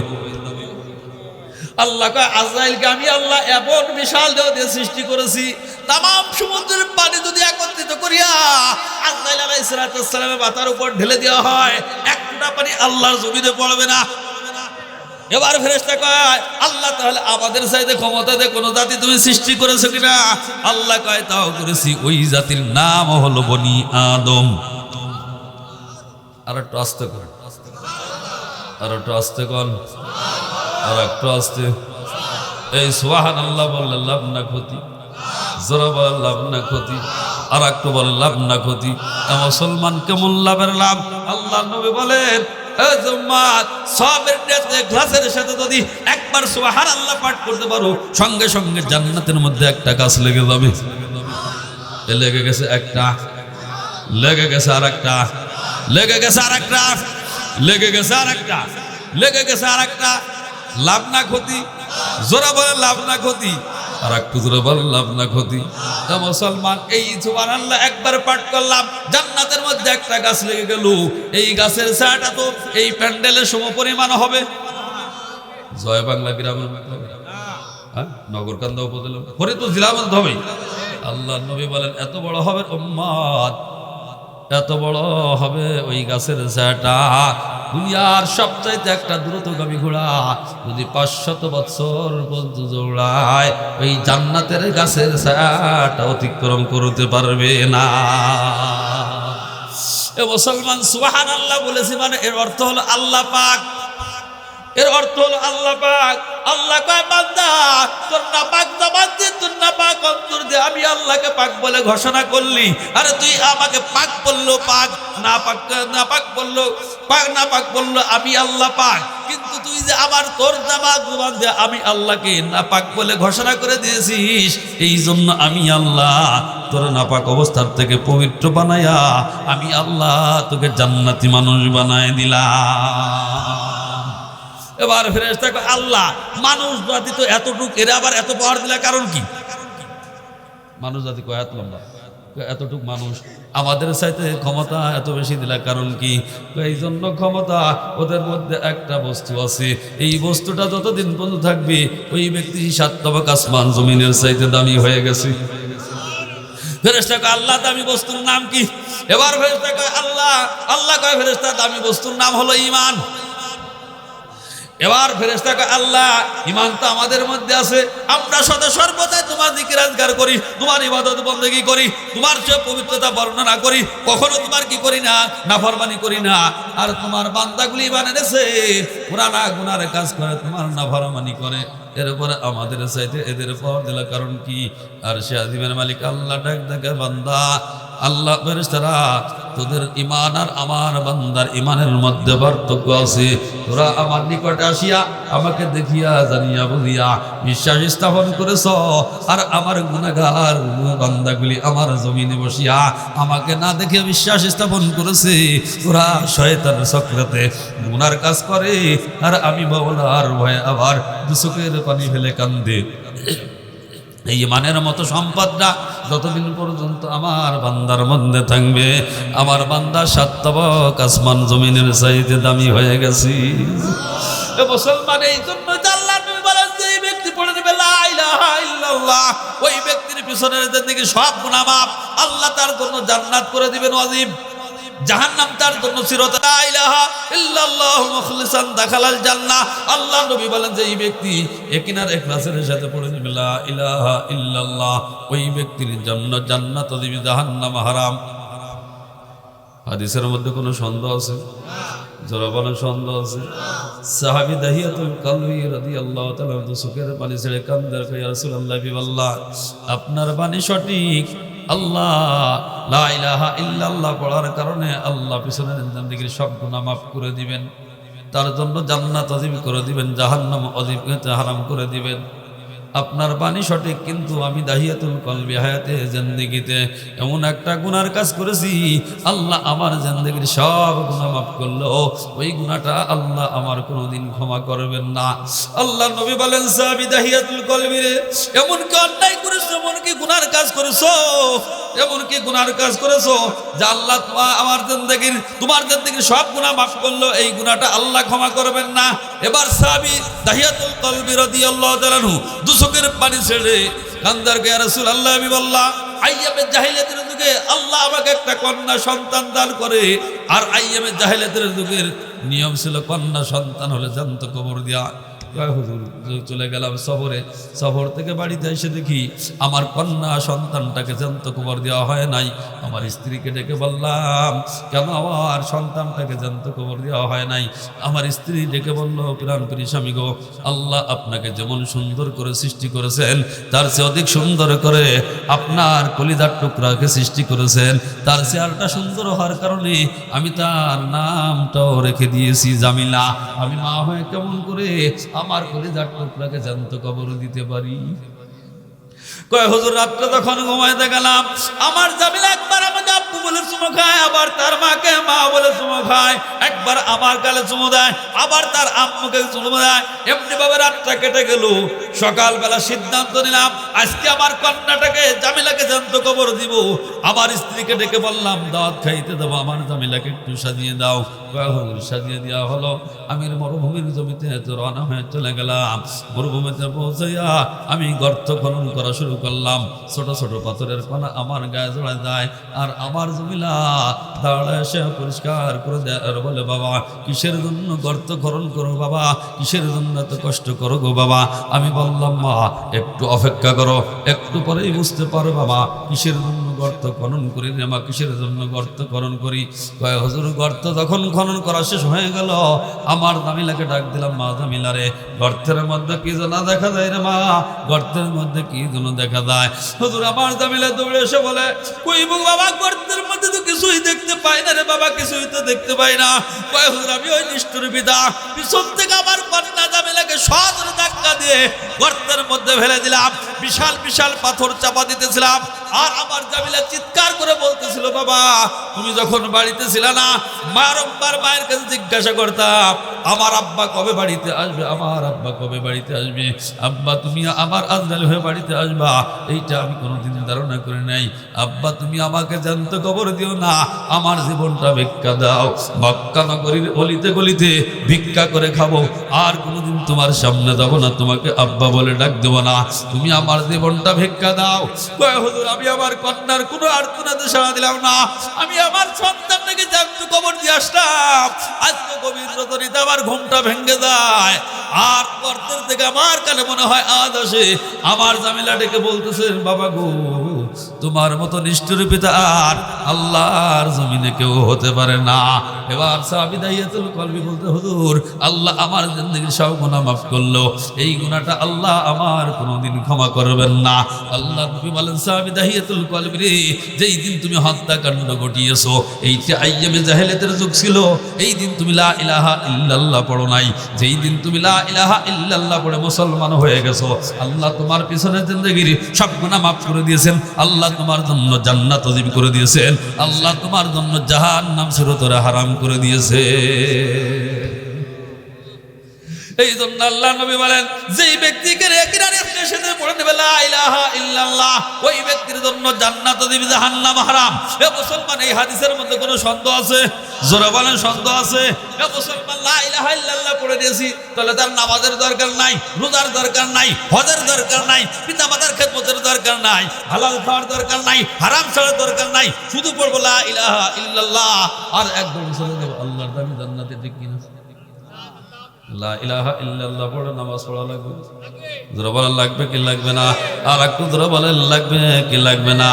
এ মুসলমান লা ইলাহা ইল্লাল্লাহর অর্থ হলো লা ইলাহা ইল্লাল্লাহ ইকরার বিল লিসান, তাসদীক বিল জিনান, আমল বিল আরকান। এই তিনটে জিনিসের সমন্বয়ের নাম হলো লা ইলাহা ইল্লাল্লাহ। ইকরার বিল লিসান জবানে কালেমা স্বীকার করা, জবানের দ্বারা পড়া, তাসদীক বিল জিনান অন্তর দ্বারা বিশ্বাস করা লা ইলাহা ইল্লাল্লাহ আল্লাহ ছাড়া কোনো জোরে বলে আল্লাহ ছাড়া কোনো ইলাহ নাই, আল্লাহ ছাড়া কোনো মাবুদ নাই। লা ইলাহা ইল্লাল্লাহু মুহাম্মাদুর রাসূলুল্লাহ, মুহাম্মদ সাল্লাল্লাহু আলাইহি ওয়াসাল্লাম আল্লাহ তাআলার রাসূল। এইটা জবানে স্বীকার করা, অন্তরে বিশ্বাস করা। 3 নাম্বার আমল বিল আরকান, আল্লাহ পাক রব্বুল আলামিনের সমস্ত হুকুম আহকাম কাজে বাস্তবায়ন করা, এর নাম হলো লা ইলাহা ইল্লাল্লাহু মুহাম্মাদুর রাসূলুল্লাহ সাল্লাল্লাহু আলাইহি ওয়াসাল্লাম। এ মুসলমান এই জন্য লা ইলাহা ইল্লাল্লাহ পড়েছি দিয়েছি, নামাজ আমার আপনার উপর ফরজ। এ মুসলমান যেই ব্যক্তি লা ইলাহা ইল্লাল্লাহ একেবারে ইখলাসের সাথে পড়ে নেবে এই ব্যক্তি কখনো নামাজ তরক করতে পারে না। ঠিক কিনা? এ মুসলমান ঠিক কিনা? এই মুসলমান লা ইলাহা ইল্লাল্লাহ পড়ার পরে কোন ব্যক্তি যদি লা ইলাহা ইল্লাল্লাহ সঠিকভাবে পড়ে নিত এই ব্যক্তি নামাজ তরক করতে পারতো না। এ মুসলমান সমস্যা হলো লা ইলাহা ইল্লাল্লাহ পড়ার পরে আমার আপনার সবচাইতে বড় ইবাদতের নাম কি? যারা বলেন সবচাইতে বড় ইবাদতের নাম হলো নামাজ। আর এই নামাজের মধ্যে বর্তমান সমাজে ভেজাল একটু বেশি লেগে গেছি। বর্তমান মুসল্লি 3 ভাগে বিভক্ত, কেউ পড়ে খাট নামাজ, কেউ পড়ে মাঠ নামাজ, কেউ হলো শুকুর আলী মুসল্লি। খাট নামাজ শুধুমাত্র জানাজার নামাজ পড়ে, মাঠ নামাজ শুধুমাত্র দুই ঈদের নামাজ পড়ে। 3 নাম্বার শুকুর আলী মুসল্লির বর্তমান জুমার নামাজের মুসল্লির সংখ্যা বেশি। লক্ষ্য করে দেখবেন মুসলমান জুমা পড়ে বের হবেন, পরের জুমার আগ পর্যন্ত ওই মুসল্লিরে মসজিদই পাবেন না। হেসাক ধরায় তালাশ করবেন, তাও পাবেন না। বাটি চালান দিবেন, তাও পাবেন না। পরের জুমা যখন মুয়াজ্জিন আযান দেয় আল্লাহু আকবার আল্লাহু আকবার, দেখবেন সুন্দর একটা টুপি মাথায় দিয়া, সুন্দর একটা তোমার জুলাই পাঞ্জাবি গায়ে দিয়া, সৌদি মার্কা একটা যায় নামাজ বগলে কইরা 1 নাম্বার কাতার দখল করবে। ওই দিন কিন্তু ওর যন্ত্র নাই। 5 ওয়াক্তের মুসল্লি 1 নাম্বার কাতারে জায়গা পায় না। আছে কি নাই? জোরা বলেন আছে কি নাই? শনি রবি সোম মঙ্গলবার বুধ বৃহস্পতি, এই কয়দিনে নামাজ পড়লে ওদের কিসের ক্ষতি? শনি রবি সোম মঙ্গলবার বুধ বৃহস্পতি, এই কয়দিনে নামাজ পড়লে ওদের কিসের ক্ষতি? সপ্তাহে একদিন দেখি ওদের জুমারও দিনে, কোন শয়তানের মুরিদরা আল্লাহ ভালো জানে। শনিবার নাই, রোববার নাই, সোমবার নাই, মঙ্গলবার নাই, বুধবার নাই, বৃহস্পতিবার নাই, শুক্রবারে জুমার নামাজের পরেই তুমি সুন্দর একটা টুপি মাথায় দিয়া, সুন্দর একটা পাঞ্জাবি গায়ে দিয়া, সৌদি মার্কা একটা যায় নামাজ বগলে কইরা 1 নাম্বার কাতারে দখল করো। তোমার যন্ত্রণায় 5 ওয়াক্তের মুসল্লি ওই দিন 1 নাম্বার কাতারে জায়গা পায় না। তুমি মিস্টার ইবলিসে পীর মানছ, তোমার গাড়িটা বন্ধু জান্নাতে যাইতে পারে না। ও দোস্ত, তোমার জাহান্নাম ছাড়া তোমার উপায় নাই, ঠিক কিনা? মুসলমান আবার এরা হতো যায়, কয় হুজুর কেন অত নামাজ পড়বো? আল্লাহ নবী বলেছেন 1 জুমা পড়ে পরে জুমা আবার মসজিদে আদায় করবে, মাঝখানে জিন্দেগি সব গুনাহ মাফ। 1 জুমা পড়ে পরে জুমা মসজিদে আদায় করলে মাঝখানে জিন্দেগির 1 সপ্তাহ সব গুনাহ আল্লাহ মাফ করে দেয়। এত নামাজ কেন পড়বো? 1 জুমা পড়ে পরে জুমা আল্লাহর ঘর মসজিদে গিয়ে আদায় করি, মাঝখানে জিন্দেগি 1 সপ্তাহ সব গুনাহ আল্লাহ মাফ করে দিবে। হাদিসটা সঠিক না বেঠিক? জোরা বলেন সঠিক না বেঠিক? আর একটু জোরা বলেন। আরে হাদিস সঠিক, হাদিস সঠিক। আমার আপনার বুঝের মধ্যে পার্থক্য হয়ে গেছে। আল্লাহ নবী বলেন 1 জুমা পড়ে পরে জুমা আল্লাহর ঘর পবিত্র দিয়ে মসজিদে আদায় করবা, মাঝখানে 1 সপ্তাহ জিন্দেগি কাফারা সব আল্লাহ মাফ করে দিবি। এ মুসলমান, হাদিসের মধ্যে কোনো সন্দেহ নাই। আমার আপনার বুঝের মধ্যে পার্থক্য হয়ে গেছে। কেমন পার্থক্য হয়েছে? আগামীকালকে সকালবেলায় এই জয় বাংলা মোড় মাদ্রাসা বাজারে যাবেন মাছ কেনার জন্য। বিক্রেতাকে বলবেন ভাই মাছে 1 ভাগ কত? বিক্রেতা বলবে 500 টাকা। যদি বলেন না ভাই 10টা টাকা কম দিই অথবা 50 টাকা কম দিই, বিক্রেতা বলবেন 1 পয়সা কম নাই, টাকা 500 টাকাই দেওয়া লাগবে। প্রয়োজন হলে কয়টা ভাও দিতে পারি? জোরা বলে কি বলে না? চিন্তা ভাবনা করলাম, বিক্রেতা আমার আপনার যে কটা ভাও দেয়, বাড়িতে এসে মা হলো 2 জন স্ত্রী আর আমি, ভাও যে কটা দেয় কটা অক্ত আরো কিছু থাইকে যাইতেছে। এবার যদি বলি ভাই 500 টাকা কেনার দরকার নাই, ভাই কটা দাও, ওই কটা নিয়ে বাড়ি যাই, বিক্রেতা আমারে আপনার মাছ দিবে না মজুর দিবে? যারা বলেন মাছ দিবে না মগুর দিবে? ভাও কটা পাওয়ার জন্য বন্ধু শর্ত হলো 500 টাকার আগে কিনা লাগবে। এরপরে বিক্রেতা আমারে আপনারা কয়টা ভাও দিবে। আর 500 টাকার না কিনে যদি ভাও কটা নিয়ে বাড়ি যাইতে চাই, মাছের পরিবর্তে বিক্রেতা আমারে আপনারে মুগুর চালান দিবি। মুসলমান, 1 জুমা পড়ে পরের আল্লাহর ঘর পবিত্র গিয়ে মসজিদে আদায় করবা, মাঝখানে 1 সপ্তাহ জিন্দেগি সব আল্লাহ মাফ করে দিবেন। হাদিসের মধ্যে কোনো সন্দেহ নাই, সন্দেহ নাই। মুসলমান, সন্দেহ নাই। শর্ত হলো 1 জুমা পড়ার পরে পরের জুমা আসার আগ পর্যন্ত 5 ওয়াক্ত নামাজ তোমার বাধ্যতামূলক আদায় করার লাগবে। 5 ওয়াক্ত নামাজ আদায় করবা না, আর শুধু তুমি 1 জুমা পড়বা, পরের জুমা আদায় করবা। কবরে দাও ফেরেশতা কিন্তু তোমারও মুগুর চালান দিবি। এই জন্য মুসলমান 5 ওয়াক্ত নামাজ আমার আপনার উপর ফরজ। লা ইলাহা ইল্লাল্লাহ পড়ে নিয়েছি, নামাজ পড়ার দরকার আছে কি নাই? জোরে বলেন আছে কি নাই? আর একটু জোরে বলেন আছে কি নাই? 5 ওয়াক্ত নামাজ পড়তে রাজি আছি তো ইনশাআল্লাহ? কে কে রাজি আছি ইনশাআল্লাহ? কে কে রাজি আছি ইনশাআল্লাহ? ও যুবক, তুমি তো মনে করো সময় এখনো বাকি আছে, সময় এখনো বাকি আছে, চুল দাড়ি এখনো পাকে নাই, চুল দাড়ি এখনো পাকে নাই। যখন বিরুদ্ধ হব আল্লাহর ঘর পবিত্র মসজিদে ঢুকবো আর বের হব না। হে যুবক, আল্লাহ তোমারে আমারে হায়াতের সার্টিফিকেট দিয়ে দুনিয়ায় পাঠায় নাই। আল্লাহ আমার আপনার কয়দিন হায়াত দিছে আমার আপনার কি জানা আছে? এ মুসলমান, দুনিয়া আসার আগে সিরিয়াল আছে, দুনিয়ার থেকে যাওয়ার কোনো সিরিয়াল নাই। বাবার আগে বেটা মরে, বেটার আগে বাবা, দাদার আগে নাতি মরে, নাতির আগে দাদা। মুসলমান, এটাই হলো দুনিয়ার নিজাম। মুসলমান, এই দুনিয়াটা আমার আপনার জন্য ধোঁকাবাজি। মুসলমান, এই দুনিয়াটা আমার আপনার জন্য শুধু হাসি আর কান্না।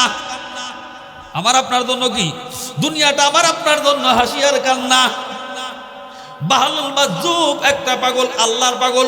ওরে মানুষেরা জিজ্ঞাসা করে, এ বাহলুল, আল্লাহর জমিন সফর করলা, দুনিয়ার মধ্যে আশ্চর্য ধরনের বস্তু কি পাইলা? বাহলুল কয়, ও দুনিয়ার মানুষ, আল্লাহর জমিন সফর করলাম, দুনিয়ার মধ্যে দুইটা আশ্চর্য ধরনের বস্তু পাইলাম, হাসি আর কান্না। বাহলুল কয়, দুনিয়ার মানুষ কয়, বাহলুল এই কথার দ্বারা কি বুঝাইলা? বাহলুল কয়, রাস্তা দিয়ে যায়, একবার লোক শুধু হাসে আর হাসে, আনন্দ উল্লাস করে। আমি বাড়ির মধ্যে গিয়ে জিজ্ঞাসা করলাম, তোমরা কেন আনন্দ উল্লাস করো? বাড়ির থেকে আজ অমুকের নবজাতক সন্তান দুনিয়া আসছে, অমুকের ছেলে হয়েছে, অমুকের নাতনি হয়েছে, অমুকের ভাতিজা হয়েছে, অমুকের ভাতিজা হয়েছে, এই জন্য আমরা আনন্দ উল্লাস করি। ওখান থেকে বের হইয়া হাঁটতে হাঁটতে অনেক দূরে চলে গেলাম, দেখলাম এক বাড়ির লোক শুধু কাঁদে আর কাঁদে। বাড়ির মধ্যে ডেকে জিজ্ঞাসা করলাম, তোমরা কেন কাঁদো? বাড়ির থেকে আজ আসলো, অমুকের বাবা দুনিয়ার থেকে চলে গেছে, অমুকের নানা দুনিয়ার থেকে চলে গেছে, অমুকের চাচা দুনিয়ার থেকে চলে গেছে, এই জন্য আমরা কাঁদি আর কাঁদি। তাই বাহলুল কয়, ও দুনিয়ার মানুষ, আল্লাহর জমিন সফর করলাম, দুনিয়ার জমিনে পাইলাম হাসি আর কান্না। দুনিয়ার মানুষ কেউ হাসে আর কেউ কাঁদে, এর নাম হলো দুনিয়া। দুনিয়ার মানুষ কেউ হাসে কেউ কাঁদে, এর নাম কি? দুনিয়ার মানুষ কেউ হাসে কেউ কাঁদের নাম হলো দুনিয়া। মুসলমান, আখিরাতের মানুষ, আখিরাতের ময়দানে কেউ হাসবে কেউ কাঁদবে, এর নাম হলো আখিরাত। দুনিয়ার মানুষ কেউ হাসে কেউ কাঁদে, এর নাম হলো দুনিয়া। আখিরাতের ময়দানে কেউ হাসবে কেউ কাঁদবে, এর নাম হলো আখিরাত। পার্থক্য হলো কোথায়? মুসলমান, পার্থক্য হলো দুনিয়ার হাসি কান্নার শুরু আছে, শেষ আছে, কিন্তু আখিরাতের হাসি কান্নার শুরু আছে, এর কোনো কুল কিনারা নাই। মুসলমান, এই জন্য এই দুনিয়াটা আমার আপনার থাকার জায়গা না। ইচ্ছা করলে আমি আপনি থাকতে পারবো না। বাবা চলে গেল, মা চলে গেল, দাদা চলে গেল, নানা চলে গেল, নানি চলে গেল, আমার আপনার মেসেজ দিয়ে গেল, ও শফিক, দুনিয়ার থেকে তোর বাবা চলে গেল, মা চলে গেল, দাদা চলে গেল, নানা চলে গেল, আজকে তার নামাজ পড়লা, তোমার আমার মেসেজ দিয়ে গেল, আগামীকালকে হতে পারে তোমার জানাজা অনুষ্ঠিত হইতে পারে, পারে কি পারে না? জোরে বলেন, পারে কি পারে না? মুসলমান, এই জয় বাংলা মাদ্রাসার মাইক থেকে এলান হলো, আব্দুর রহমান দুনিয়ার থেকে চলে গেছে, জানাজার নামাজটা বাদ জোহর অনুষ্ঠিত হবে। আর একদিন এলান হলো, আব্দুল করিম দুনিয়ার থেকে চলে গেছে, জানাজার নামাজটা বাদ জোহর অনুষ্ঠিত হবে।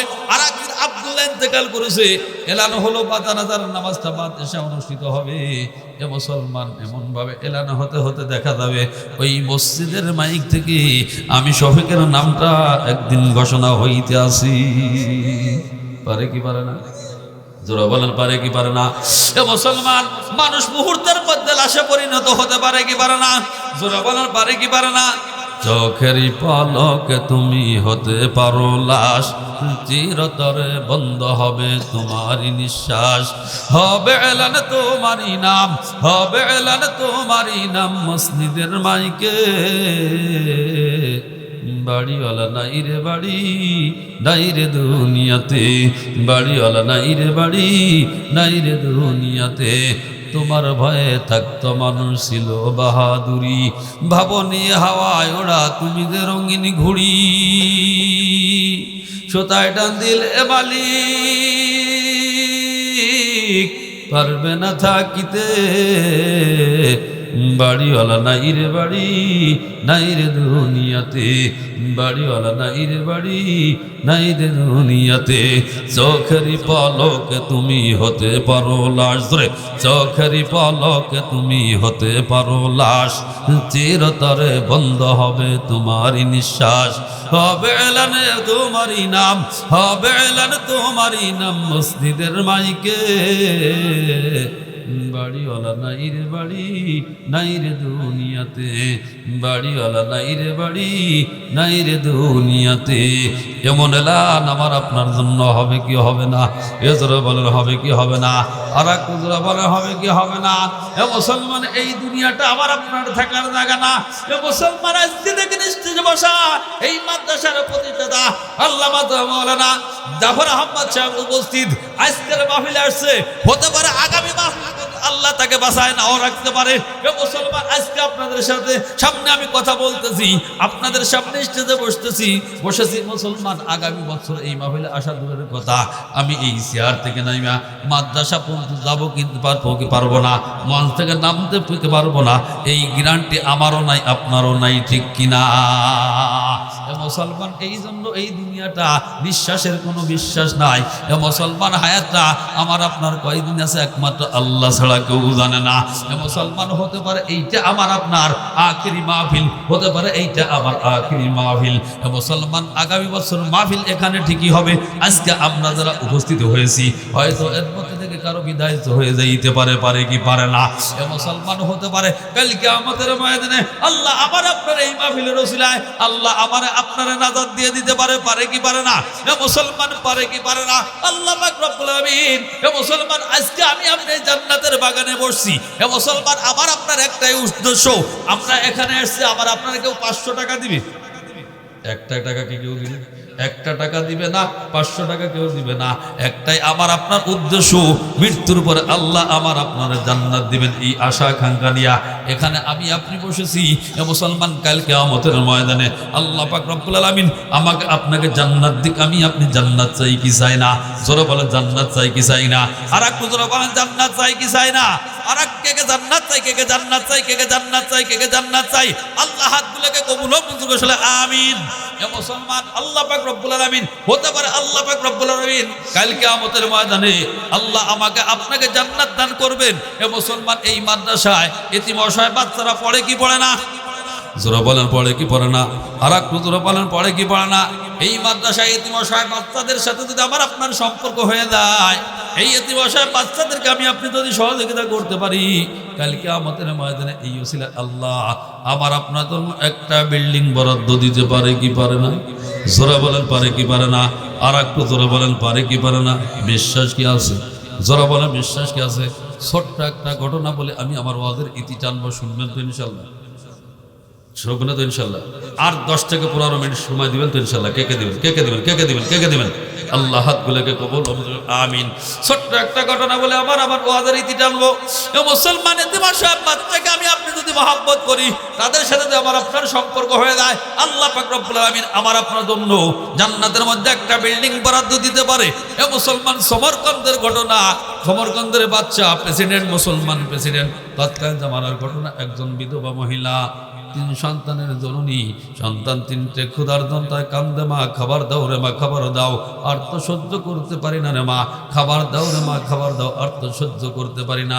মা বলতে, একটু অপেক্ষা করো বাজান, এই তো খাবার তো কোনো ব্যবস্থা নাই, চলো সমরকন্দের বাদশা মুসলমান, আমরা তো মুসলমান, চলো যাই, হয়তো বাদশা আমাদের কোনো খানার ব্যবস্থা করবে। বুক ভরা হাসা নিয়ে ওই সমরকন্দের বাচ্চার নিকটে মহিলা 3টে বাচ্চা সহ চলে গেলেন, গিয়ে বলতেছেন, বাদশা আপনি আমাদের কিছু খাবারের ব্যবস্থা করেন। তবে বাদশা শুনে রাখেন, আমি সাধারণ বংশের কোনো মহিলা না, আমি সাধারণ বংশের লোক না, আমি আল্লাহর পয়গম্বর জনাব মুহাম্মদ রাসূলুল্লাহ সাল্লাল্লাহু আলাইহি ওয়াসাল্লামের বংশের লোক। এবার বাদশা বলতেছেন, এ মহিলা, তুমি যদি তোমার দাবি যদি সঠিক হয়, তুমি যে আল্লাহ নবীর বংশের লোক, কথা যদি তোমার সঠিক হয়, তুমি সনদ দেখাও, সার্টিফিকেট দেখাও। মহিলা তো চোখের পানি ছেড়ে কাঁদতে বলে, বাচ্চা সনদ দেখাইতে পারবো না, সার্টিফিকেট দেখাইতে পারবো না, তুমি আমি আল্লাহ নবীর বংশের লোকের মধ্যে কোনো সন্দেহ নাই। বাচ্চা কয়, মৌখিক কথায় কাজ হবে না, সনদ দেখাইতে পারবা, খানা পাবা, সনদ দেখাইতে পারবা না, আমার দরবার থেকে বের হয়ে যাবা, যদি স্বেচ্ছায় বের না হও, বেইজ্জতি করে বের করে দেওয়া হবে। এবার বাচ্চাগুলি বলতেছেন, মা তুমি না বললা সমরকন্দের বাচ্চা প্রেসিডেন্ট, আমরাও প্রেসিডেন্ট, আমাদের খানার ব্যবস্থা করবেন। ওই মা সমরকন্দের বাচ্চা খানার ব্যবস্থা করলো না, আমাদেরকে বেইজ্জতি করে তাড়াই দিল।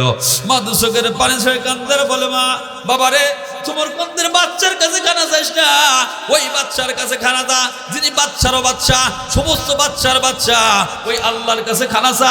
আমার ধারণা, আমার বিশ্বাস আল্লাহ আমাদের উত্তম খানার ব্যবস্থা করবেন, রিজিকের ব্যবস্থা করবেন। এবার মহিলা রাস্তা দিয়ে যায়, চোখের পানি ছেড়ে চিৎকার করে কান্দে, বাচ্চা তিনটে চিৎকার করে কান্দে। ঘটনাক্রমে এক হিন্দু ঠাকুরের সাথে দেখা। হিন্দু ঠাকুর বলতেছেন, মা আপনি কেন কান্দেন, আপনার বাচ্চাগুলো কেন কান্দেন? মহিলা বলতেছে, আপনি তো হিন্দু ঠাকুর, আপনার কাছে বললে কি হবে, বা কোনো উপকার তো হবে না। হিন্দু ঠাকুর বলতেছেন, মা আপনি বলেন দেখি কোনো উপকার করতে পারি কিনা। এবার মহিলা বলতেছেন, আমার স্বামী দুনিয়ার থেকে অনেক আগে চলে গেছে, আমার তিনটে অসহায় বাচ্চা ক্ষুধার যন্ত্রণায় কান্দে, 3 দিন যাবৎ বাড়িতে কোনো খানা নাই, শুধুমাত্র পানির উপর আল্লাহ আমাদের জীবনটা বাঁচায়। বুক ভরা আশানি করে নিয়ে গেলাম। সমরকন্দের বাচ্চা মুসলমান, আমরা মুসলমান, আমরা মুসলমান, হয়তো বাচ্চা আমাদের খানার ব্যবস্থা করবে। তবে বাচ্চা বললাম, বাচ্চা আমি দুনিয়ার কোনো সাধারণ বংশের লোক না, আমি আল্লাহর পয়গম্বর জনাবে মুহাম্মদ রাসূলুল্লাহ সাল্লাল্লাহু আলাইহি ওয়াসাল্লামের বংশের লোক। বাচ্চা কয়, সনদ দেখাইতে পারবা? খানা বাবা, সনদ দেখাইতে পারবা না, আমার দরবার থেকে বের হয়ে যাবা। বাদশা আমাদেরকে বেইজ্জতি করে তাড়াই দিয়েছে, খানার ব্যবস্থা করে নাই। মহিলা বলতেছেন, মা আপনি মনে যদি কোনো কষ্ট না নেন, আমি হতে পারি যাতে হিন্দু, আমি হতে পারি হিন্দু, কিন্তু আমি ওই মহামানবকে, আমি ওই মুহাম্মদকে ভালোবাসি। আপনি যদি আমার বাড়িতে যান, হতে পারি যাতে হিন্দু, ওই নবীর মহাব্বতে আপনি যতদিন থাকবেন আপনার বাসস্থানের ব্যবস্থা করব, আপনার খানার ব্যবস্থা করব। এবার মহিলা বাচ্চা তিনটে সহ ওই হিন্দু ঠাকুরের বাড়িতে চলে গেলেন। বাড়িতে যাওয়ার পরে হিন্দু ঠাকুর বাজার ঘাট করে বলতেছেন, মা আপনি যতদিন আমাদের বাড়িতে থাকবেন ততদিন আপনি আলাদা পাকে খাবেন, আপনার যত বাজার ঘাট লাগে আমি সব বাজার করে দিব, আমাদের সঙ্গে এক পাকে আপনার খাওয়া লাগবে না। যতদিন থাকবেন আল্লাহর নবীর মহব্বতে আপনাদের খানার ব্যবস্থা আমি করব। মুসলমান, আল্লাহর কুদরতি খেলা শুরু হয়ে গেছে। রাত্রে যখন সমরকন্দের বাচ্চা ঘুমাইছে, ঘুমের মধ্যে আবার স্বপ্ন দেখতেছেন সুন্দর একটা বাগান, বাগানের মধ্যে সুন্দর একটা চেয়ার, ওই চেয়ারের মধ্যে সুন্দর সুদর্শন একজন পুরুষ বসা, হাতে একটা স্বর্ণের চাবি, সামনে একটা বিল্ডিং, যেই বিল্ডিংটার স্বর্ণের, একটা ইট স্বর্ণের, আর একটা ইট মতির, আর একটা ইট একত পাথরের। এই সমরকন্দের বাচ্চা স্বপ্নে দেখিয়া ইতিপূর্বে অত সুন্দর চেহারার অধিকারী কোন পুরুষ মানুষ দুনিয়ায় দেখে নাই, কোথা থেকে দেখবে? আল্লাহ নবীর চাইতে চেহারা আলোক দুনিয়ায় কি আছে? এখন কি আছে? পিছনে কি ছিল? ভবিষ্যতে কি আসবে? এবার সমরকন্দের বাচ্চা ওই স্বপ্নে দেখে সুন্দর সুদর্শন পুরুষকে ডাকতে কয়, আপনার তো চিনলাম না, এত সুন্দর মানুষ ইতিপূর্বে আমি কখনো দেখি নাই। আল্লাহর নবী বললেন, সমরকন্দের বাদশা আমি দুনিয়ার কোনো সাধারণ লোক না, আমি হলাম সরারে কায়নাত, তাজদার মদিনা, জনাব মুহাম্মদুর রাসূলুল্লাহ সাল্লাল্লাহু আলাইহি ওয়াসাল্লাম। বাদশা এবার মনে মনে খুশি, আল্লাহর নবীর সাথে যেহেতু আল্লাহ দেখা করা দিয়েছে, স্বপ্ন দুঃখে সাক্ষাৎ হয়ে গেল। এবার সমরকন্দের বাদশা কয়, ইয়া রাসূলুল্লাহ, আমি বললাম আল্লাহ আপনার সাথে আমার সাক্ষাৎ করাই দিল, তবে আপনার সামনে একটা স্বর্ণের বিল্ডিং, আপনার হাতে একটা স্বর্ণের চাবি, এই বিল্ডিং এর মালিককে, স্বর্ণের চাবির মালিককে? আল্লাহর নবী বলেন, এই চাবি আর বিল্ডিং এর মানুষ তো, বিল্ডিং এর মালিক তো দুনিয়ার একজন মুসলমান। মালিককে জোরা বলেন, মালিককে, আর একটা জোরা বলেন, মালিককে। বাদশা আবার মনে মনে খুশি, আমিও তো একজন মুসলমান। স্বপ্ন থেকে আল্লাহ নবীকে কয়, ইয়া রাসূলুল্লাহ, আমিও তো একজন মুসলমান, এই বিল্ডিং আর চাবির মালিকটা আমারে বানায় দেন। নবী আমার বলেন, সমরকন্দের বাদশা তুমি যে মুসলমান, তোমার কাছে কোনো সার্টিফিকেট কি আছে? তোমার কাছে কোনো সনদ কি আছে? সমরকন্দের বাদশা কয়, ইয়া রাসূলুল্লাহ, সনদ দেখাইতে পারবো না, সার্টিফিকেট দেখাইতে পারবো না, তবে আমি যে একজন মুসলমান এর মধ্যে কোনো সন্দেহ নাই।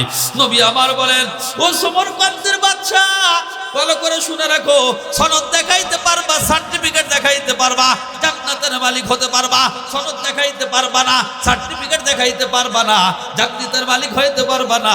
ওরে জান্নাতের মালিক তো দূরের কথা, আমার সামনে চেহারা দেখাইতে পারবা না। আমার বংশের একটা লোক, একজন বিধবা মহিলা, 3টে অসহায় বাচ্চারে তোমার সামনে গেল, আমার নবীর বংশের পরিচয় দিয়া খানা চাইলে তুমি বললা সনদ দেখাইতে পারবা, খানা পাবা, সনদ দেখাইতে পারবা না, খানা পাবা না, তুমি এই কথা বলে আমার বংশের লোককে তাড়াই দিলা, এতিম বসা বাচ্চাদেরকে তাড়াই দিলা। সনদ দেখাইতে পারবা, জান্নাতের চাবির মালিক হইতে পারবা, বিল্ডিং এর মালিক হইতে পারবা, সনদ দেখাইতে পারবা না। ওরে জান্নাত তো দূরের কথা, আমি নবীর সামনে তোমার চেহারাটা 1 মিনিটের জন্য দেখাইতে পারবা না। এই স্বপ্নটা দেখার সঙ্গে সঙ্গে ঘুমটা ভেঙে গেছে। সকালবেলা বাচ্চা পাগল করা হয়ে গেছে, রাস্তাতে পাগলের মতো ঘুরে। ঘটনা করে ওই হিন্দু ঠাকুরের সাথে দেখা। হিন্দু ঠাকুর বলতেছেন, ও বাচ্চা, আপনি তো সমরকন্দের প্রেসিডেন্ট, কেন আপনি পাগলের বেশে ঘুরেন? ভাই ভাই সর্বনাশ, তোমার কাছে বললে কি হবে? কয় ভাই বলেন দেখি কি হয়েছে ঘটনা। এবার বলতেছেন, একজন বিধবা মহিলা 3টা বাচ্চা সহ আমার কাছে গেল, নবীর বংশের পরিচয় দিল, আমার কাছে খানা চাইল। আমি শর্ত লাগাইলাম, সনদ দেখাইতে পারবা? খানা বাবা সনদ দেখাইতে পারবা না, সার্টিফিকেট দেখাইতে পারবা না, আমার দরবার থেকে বের হয়ে যাবা। আমি তাদেরকে বেইজ্জতি করে তাড়াই দিয়েছি। এই কারণে নবী আমার উপর নারাজ হয়ে গেছে। দুনিয়া আখিরাত আমার সব বরবাদ হয়ে গেছি। হিন্দু ঠাকুর কয়, বাচ্চা তাহলে আশ্চর্য খবরটা আমার কাছে শোনো। তুমি যে 3টা বাচ্চা সহ যেই বিধবা মহিলাকে তোমার দরবার থেকে তাড়িয়ে দিয়েছো, আল্লাহর ইচ্ছায় নবীর মহব্বতে তারা আমার বাড়িতে থাকে। যতদিন থাকবে নবীর মহব্বতে, নবীর ভালোবাসায় আমি তাদের খানার ব্যবস্থা করব, তাদের বাসস্থানের ব্যবস্থা করব। এবার হিন্দু ঠাকুর, এবার সমরকন্দের বাদশা মনে মনে খুশি। ভাই তুমি যেহেতু আমার সুন্দর একটা সংবাদ শুনাইলা, তোমাকে সুন্দর একটা অফার দেই। ওই বিধবা মহিলা 3টা বাচ্চা সহ আমার কাছে হাওলা করে দাও, ফেরত দিয়ে দাও। বিনিময় আমি তোমাকে 1000 স্বর্ণ মুদ্রা দিব। কত? জোরে বলেন কত? হিন্দু ঠাকুর বলতেছেন, ভাই ও সমরকন্দের বাচ্চা, কাজ হবে না ভাই, কাজ হবে না। যেই আল্লাহ পাক রব্বুল আলামিন আপনাকে স্বপ্নে যুগে আল্লাহ নবীর সাথে সাক্ষাৎ করাইছে, ওই স্বর্ণের বিল্ডিং দেখাইছে, স্বর্ণের চাবি দেখাইছে, আল্লাহ নবীর বংশেরকে মহব্বত করার কারণে, এতিম অসহায় বাচ্চাকে মহব্বত করার কারণে, তাদের খানার ব্যবস্থা করার কারণে আল্লাহ আমারে স্বপ্নে যুগে নবীর সাথে সাক্ষাৎ করাইয়া, নবী আমারে হাতটা রাখিয়া লা ইলাহা ইল্লাল্লাহ পড়াইয়া কালেমার গাল জ্বলাই দিয়া আল্লাহ পাক রব্বুল আল্লাহ নবী আমারে মুসলমান বানায়া ওই জান্নাতের বিল্ডিং আর চাবির মালিক আল্লাহ আমারে বানাই দিছে। মুসলমান এই হিন্দু ঠাকুর আল্লাহ নবীকে মহব্বত করার কারণে, তার বংশের লোককে মহব্বত করার কারণে, এতিম অসহায় বাচ্চাকে কি করার কারণে, খানার ব্যবস্থা করার কারণে, স্বপ্নে দুকে যদি লা ইলাহা ইল্লাল্লাহ পড়ায়া হিন্দু ঠাকুরকে মুসলমান বানায়া ওই জান্নাতের বিল্ডিং আর চাবির মালিক বানাই দিতে পারে। আমি আপনি তো মুসলমান, এ মুসলমান শ্রেষ্ঠ জাতি, মুসলমান এই কোরআনের মাদ্রাসায় যদি আমি আপনি সহযোগিতা করতে পারি, এতিম অসহায় বাচ্চার খানার ব্যবস্থা যদি করতে পারি, আল্লাহ পাক রব্বুল আলামিন আমার আপনার জন্য জান্নাতের মধ্যে একটা বিল্ডিং বরাদ্দ দিতে পারে কি পারে না? জোরে বলেন পারে কি পারে না? আর একটু জোরে বলেন পারে কি পারে না? সর্বপ্রথমে এই প্যান্ডেল দিকে